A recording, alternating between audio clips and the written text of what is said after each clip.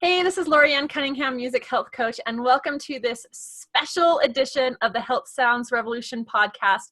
I am so excited for today. We have a guest speaker, guest interviewer, and I fully believe that our bodies are like symphonies, and we all have our unique instruments that we need to fine tune to become healthy.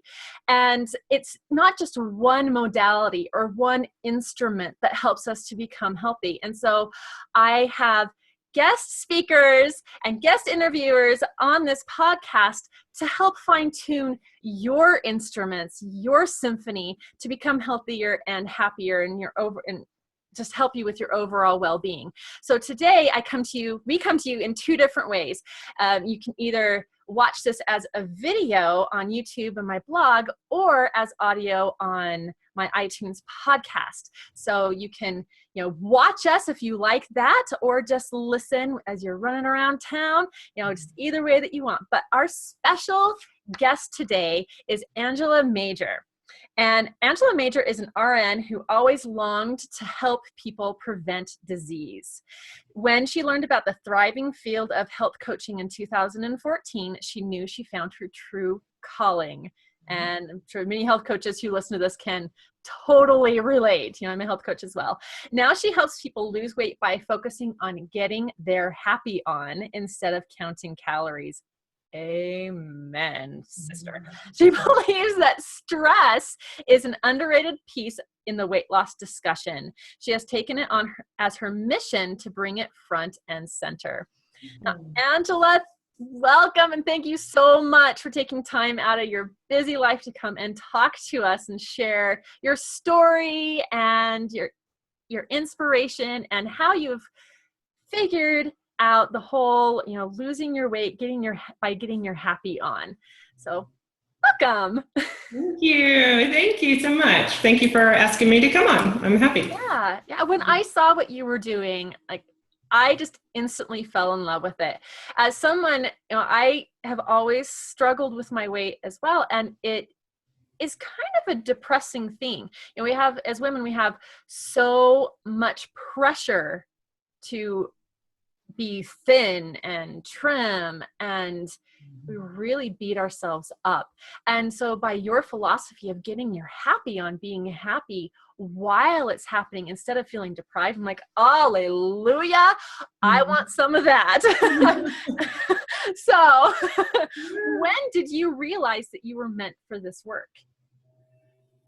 So I really knew that whenever I was a nurse, when I became a nurse, I knew that there was just something that wasn't working for me, because I knew that what I wanted was to help people not be ill, to be well, to prevent disease. And nursing it's very rewarding, but it wasn't fulfilling that calling that I knew that I had. I just always felt this desire to prevent, to help people, to really spend time with people, to help them change their lifestyle. So instead of treating the disease after it's already happened and being I'm not a nurse, I've never been a nurse, but from what I've seen, you're not able to spend a lot of time with patients. And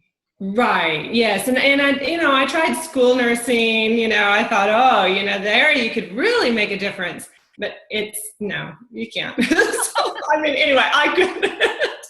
I know that the school nurses do great work, but it wasn't where I could really make an impact. I could talk with some of the families and things like that, but they weren't on board. You really have to get to people when they're ready to be on board with the whole philosophy of making changes.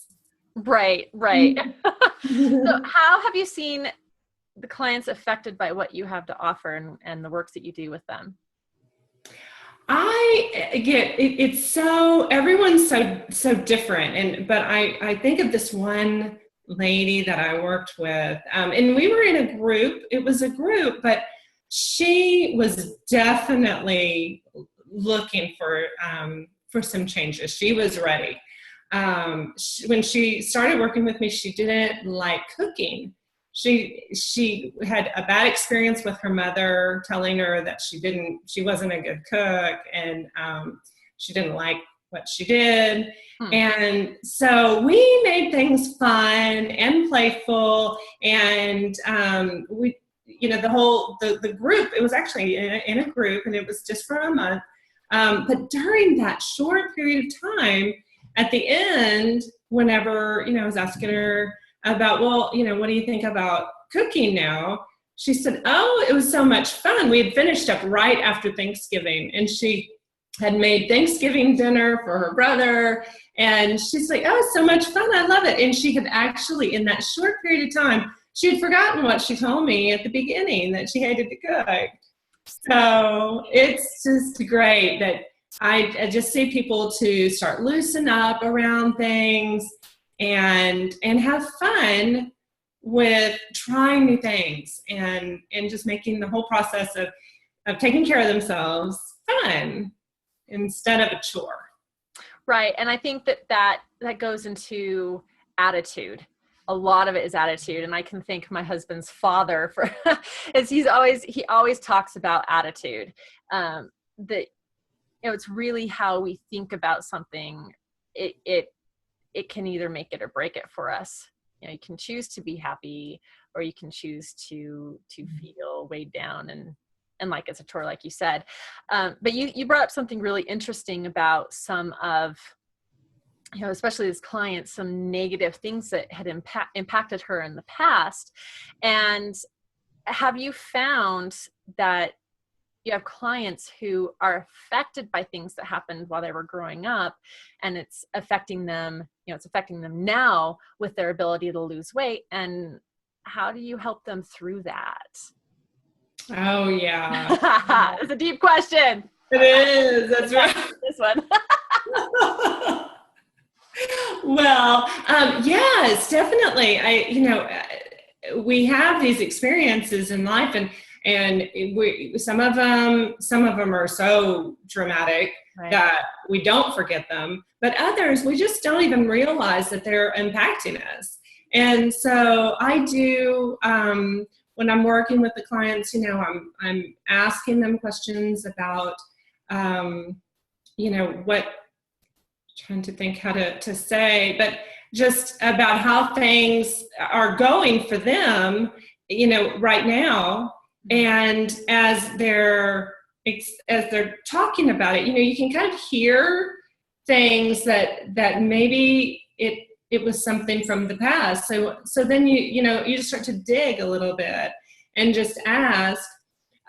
And when it comes out, whenever they remember something, oh yeah, that's right, I had this experience, then what I do is just help them to see that they're unrelated. That was in the past, mm-hmm, and it's now you're moving forward. You're in this direction, and help them to disconnect and loosen those threads that are binding those two experiences together. So help them to see that they can loosen those threads. Interesting. Mm-hmm. And so it's what you do is more than just saying, okay, cook in the kitchen, even though that is important, cook in the kitchen, eat more produce, and exercise. Right. And have fun while doing it. Like, I love to have fun. Yes. But it sounds like that what you do is just, it's a little bit, it's different than that. It has those aspects, but it's different. Please correct me if I'm wrong, but you also take the emotional aspect and help them, all about our health. Like we can't disconnect our physical bodies from our emotions and, basically, our soul. Like they're all interrelated. Mm-hmm. What it sounds like. What challenges have you personally overcome? So goodness, so many. Don't we all? And I'm working through, but I had to overcome a lack of confidence in myself, and just feeling unworthy and of attention. I wanted to not be noticed. That was my goal all through school, was to just not stand out at all, because I didn't want too much attention. It just made me nervous to have attention. And so I have worked through that, and I'm not looking for attention, but I'm not afraid that by having something to say that maybe, it might get me, good attention, or maybe someone would disagree, heaven forbid, so it's okay with me now. So that was a big thing for me to overcome. Well, and there are definitely people out there who need your approach and who need how you can help them that nobody else can. And by not allowing yourself to be seen and getting yourself, sharing your message, then those people will never be impacted the way that they need to be. It's holding yourself under a bushel, so then you're not allowing other people to shine as well. So I love that you've worked on that and you've been able to overcome it. Yes, thank you. Yeah. Is there anything else? Because you said there was lots, but we have time. You can share something else, another challenge that you have personally overcome. Well, on the health side of things. Sure, please. So actually, I always thought that I was a pretty healthy person. I thought I was doing all the right things. I maintained my weight, but I was eating. I had a sugar addiction. I really did, and I didn't know that was even a thing. Because I didn't overconsume, I didn't think. But when I changed my diet and I started learning that eating a low-fat diet, the standard American low-fat diet, right. When I learned that all those foods like pretzels and just all the packaged foods that were, low-fat were really not at all helpful to my body. When I made those changes, then I really started to see that sugar was something that I would hold on to. I didn't want to completely let it go.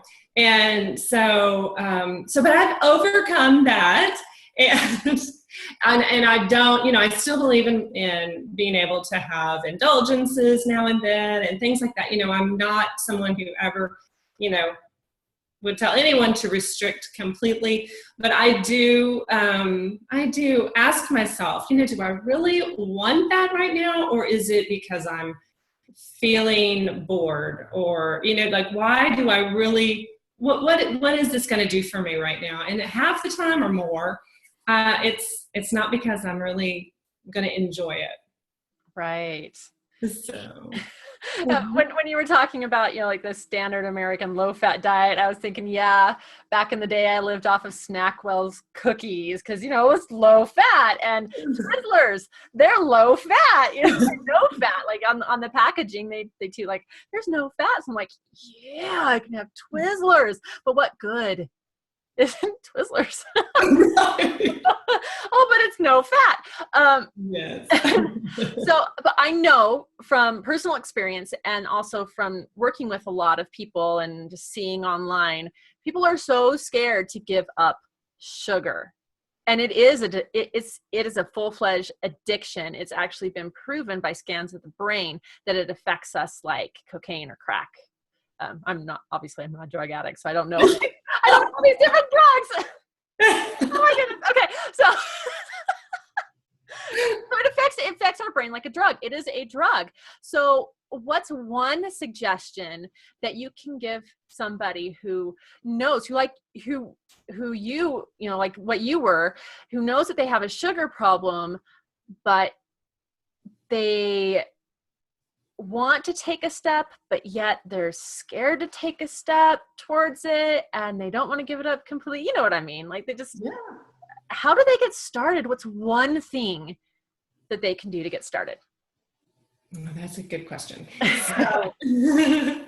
So what I did, and what for me, because everybody's different, you know, mine wasn't so much like beverages and things like that. It was more like just a treat. Like I wanted just a treat. So I would make something that had like honey instead of sugar, and something, you know, with more of a natural sweetener. And because I had to make it, I wasn't going to have a lot of it. You know, there wasn't going to be a lot because I didn't have time to be making lots of healthy sweets. So, you know, healthy alternatives. So that was one thing, was to have something that I actually, if I didn't make it myself, I couldn't just grab something like, you know, a piece of chocolate. I had to make, you know, little protein balls, you know, that had, you know, honey in them or whatever, dates. Actually, there's no honey, it's just dates, for the sweetness in those. And those were very satisfying to me.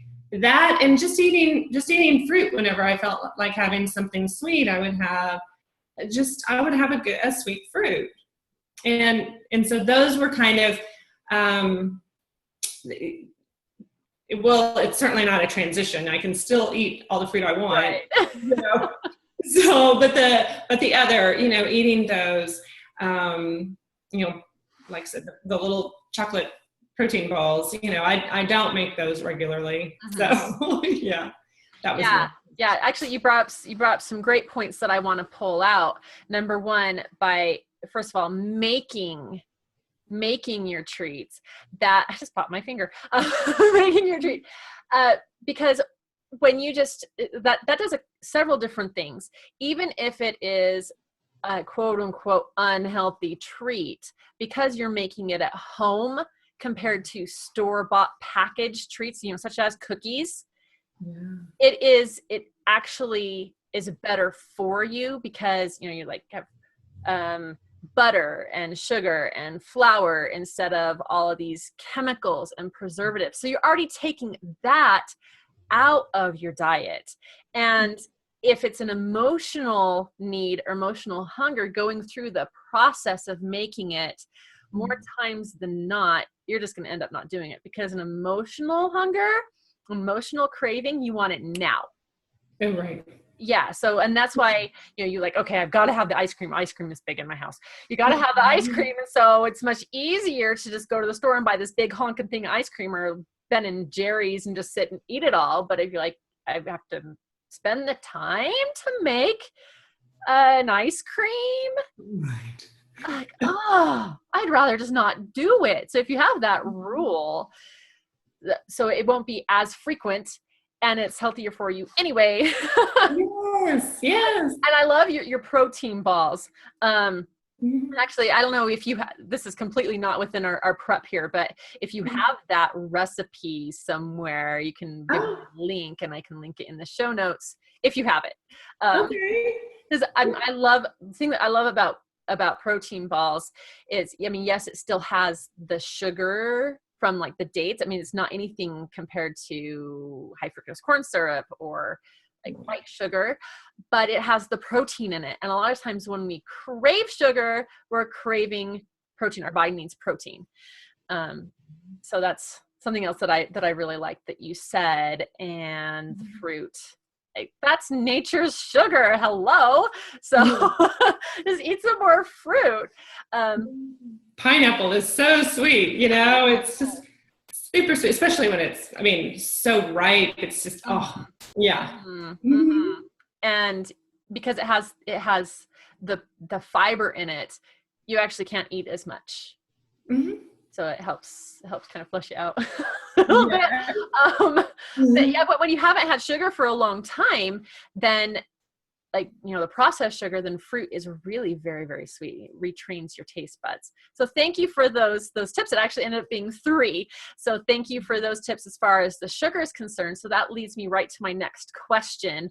And that, what other suggestions do you have for someone who wants to get their happy back for their health? So going back to your core message about getting your happy back. Yeah, thank you. So, well, my suggestion is really to use your senses. So I tell people, to use their senses and notice, have more appreciation of their surroundings with their sense of smell. So really taking in the smells that they enjoy, like purposely, either through aromatherapy, Right. or, through, smelling the roses, right? Smelling what's out in nature. I just love the smell sometimes after a rain and things like that, just enjoy, some of those smells, and it brings back memories. And so just allowing that, and your thing with music and sound. So that's my favorite sense, is my sense of hearing, Yeah. Thumbs up, gold star for bringing that in the conversation. It really is. I mean, that can totally change your mood, and it can change. It can get you distracted if you're having a craving. You can really get distracted enjoying using your sense of hearing and listening to something really really upbeat, or even if it's not upbeat, it brings in good memories. Like I was I was looking for a song to share with my my Facebook group, and I came across the Thompson Twins. Oh my gosh! Yeah. And I was like, oh, this song, it made me so happy to listen to, like, Hold Me Now, that. And I was like, well, but it wasn't that. Sorry. I was going to stick in your head for the rest of the day. But I had that song, but I didn't feel like it was up tempo enough for sharing. Like, I was like, well, maybe they won't have the same memories and feelings that came up for me, so I didn't share it. But, it doesn't have to be upbeat. It just has to bring in, those feelings. So just, using your senses. Yeah. Awesome. Mm-hmm. So much, we depend so much on the sense of sight, but, experiencing your food even by the sense of smell. And thanks for bringing up the whole music sound thing. It's something I've been experiencing just this week. I've had lots of breakthroughs as far as my own health is concerned, and some healing that needed and still needs to happen. It's a process, and allowing us to feel those negative emotions too. They're not bad, but a lot of times we try to stuff them down. And music, in so many ways, it creates a safe place. So, I put on some music that made me cry, but it was a release, and I was able to feel it and then let it go, and I felt happier because of it. So, instead of just going, oh my goodness, I don't want to feel this, I don't want to feel this, but I allowed myself the music. The only way I can describe it is that it creates a safe place, and it's healing. And so it goes both ways. If you're depressed about something, putting on happy music, yes, it absolutely helps you to feel those happy memories. And you know what, actually, I love the 2 senses you brought up was the sense of smell and the sense of hearing, because both of those affect our long-term memory quicker than any of the other senses. So they both have major long-term memory triggers. Yeah. And so, going back to happy memories, you smell something, you're like, oh yeah, I remember when that, where I was when last time I smelled that or whatever. Anyway, I've been going off on tangents on you, but it's just so much fun to talk. But yeah, I think just, it really helps us to feel happy, even going through some of the release that we might need to go through too. Yeah. You can use it in so many different ways, not just like, oh, I'm feeling angry or feeling unhappy, so I'm going to put on some happy music, which helps. Yes. It does. It absolutely makes a difference and it helps. But then there's also the, okay, I really need to go through this and I need to feel it and then I'll feel better. That's true. That's very true. All right. A couple more questions I want to ask you. So where can the listeners to the Health Sounds Revolution podcast, where can they find you to learn more about your philosophies and more about what you do? They can go to AngelaMager.com, and that is spelled, Angela is spelled like Angela, but Mager, so AngelaMager.com. Mm-hmm. And I do have a Facebook group. So, and that is Get Your Happy Back. So it's the Get Your Happy Back. You can do a little search. I think it's Facebook.com/Get Your Happy Back. I think that's how they do that, but I'm not sure. Yeah, I think that there's a groups in there somewhere too. Just in the search bar, search for Get Your Happy Back. I joined yesterday. I think it was yesterday. I don't remember. Like a couple days ago. Yeah. I don't remember my days. The week is going by fast. Yeah, it always does. So those are the two main places that they can find you. And then what are ways that people can work with you? You mentioned like a group program, like not a group program, but someone was working together with you with a group. What are like the normal ways that people can work with you? Great, thank you. I have, I always do one-on-one coaching, and so they can find the application on my website to have a session with me to just talk about how that works and how we could work together if we're a good fit. And I'm planning on launching an online group program in January. Ooh. So yes, so they can just find my website and get on my newsletter, which they'll get the 3-day reboot. There's a reboot guide there, and then they'll get updates from me whenever they're on that newsletter. So they'll find out whenever I'm doing my next group. Perfect. Is there anything else that you would like to add, talk about that we didn't cover? The time is yours. Okay. Actually, there is. Okay, perfect. Yay. So there was something that came up for me that I wanted to be sure and say, and that is that, we spend a lot of time noticing and really taking in whenever something happens that isn't working. Mm-hmm. So if it's like whenever we're running late, or if somebody is unkind to us, we let these things kind of fester in our minds. And so I like to encourage people, and I have to remember it myself and remind myself, to let those times be a trigger to remind you to look for what is working, what is going well. Because I have been studying a lot of positive psychology and just in happiness.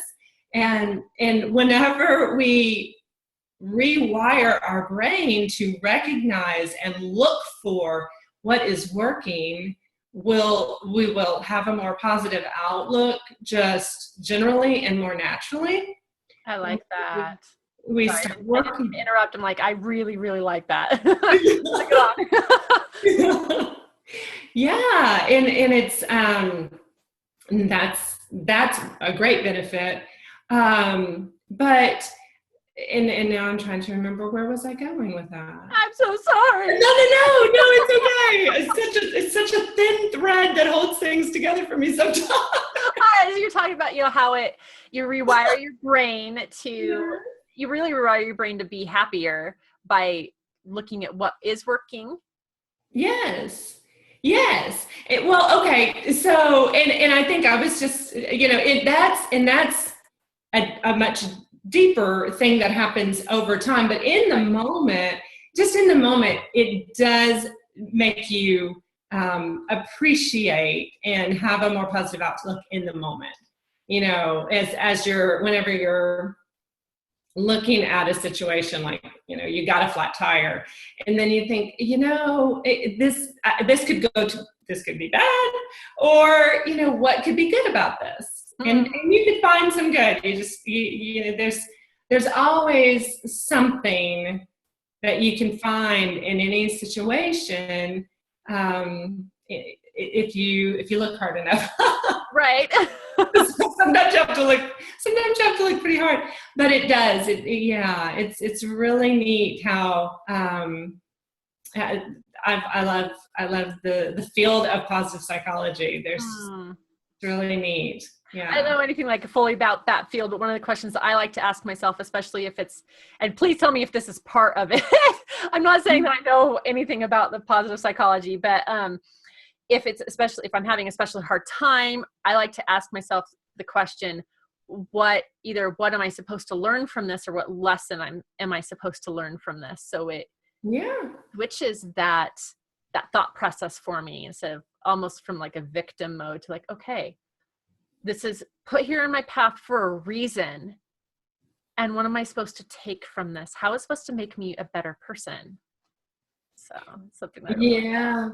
Right. Yeah. And because spiritually, sometimes these situations will keep happening to us if we don't learn the lesson the first time, right? Right. Perfect. Sometimes they really are put there for a reason. Exactly. So yeah, I like that too. I like that, to remember to ask yourself, what lesson can I get? Absolutely. Yeah. Yay. All right. Perfect. Well, thank you so much, Angela, for coming and sharing of your wisdom and your positive energy. It has definitely added to my own day, and I know I'm going to be like beaming and happy for the rest of the day. I really appreciate you sharing with us. And if you want to learn more about Angela, make sure to go to her website, Angela Mager, with a RG, right? I said that right? Yes. .com, and then say the name of your Facebook group one more time so people can search for it. Get Your Happy Back. Get Your Happy Back. All right, on Facebook. And stay tuned for more episodes of the Health Sounds Revolution podcast, where I will be sharing other ways that you can fine-tune your personal symphony. And I will see you next time. Bye.